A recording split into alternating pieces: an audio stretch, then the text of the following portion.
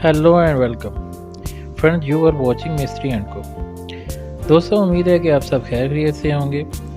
दोस्तों, आज की हमारी वीडियो जो है वो भी चिप्स से रिलेटेड है। और इसकी पहले जो हमने आपको वीडियोस बनाकर जो शेयर की हैं उसमें हमने आपको बताया है कि हम जो है वो चिप्स की जब कटिंग या ग्राइंडिंग करते हैं तो उसके लिए जो वटियाँ इस्तेमाल करते हैं उनको मेटल डायमंड टूल्स कहते हैं या टिप 1 भी कहते हैं।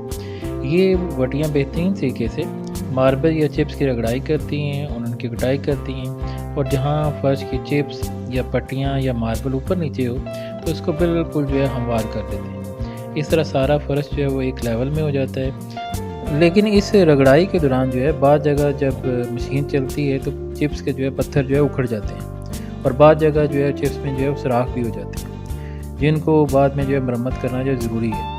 और इस मरम्मत को हम जो है चिप्स की फिलिंग का जो है नाम जो है वो देते हैं। तो दोस्तों, आज का हमारा टॉपिक भी ये है कि फिलिंग इन जो है चिप्स होल। चिप्स को जब हम भराई करते हैं तो सबसे पहले जो हम चीज़ देखते हैं कि उसके अंदर जो है वो सीमेंट कौन सा इस्तेमाल होगा, यानी उसमें जो है सफ़ेद सीमेंट इस्तेमाल हुआ है या नॉर्मल सीमेंट जो है इस्तेमाल हुआ है, जिसे बाद लोग जो है वो स्याह सीमेंट भी कहते हैं। तो जिस रंग का सीमेंट इस्तेमाल होगा तो उसकी फिलिंग भी उसी रंग की होगी। अगर जो है सफ़ेद सीमेंट जो है इस्तेमाल हुआ है तो फिर हम जो है उसकी फिलिंग जो है सफ़ेद सीमेंट से करेंगे।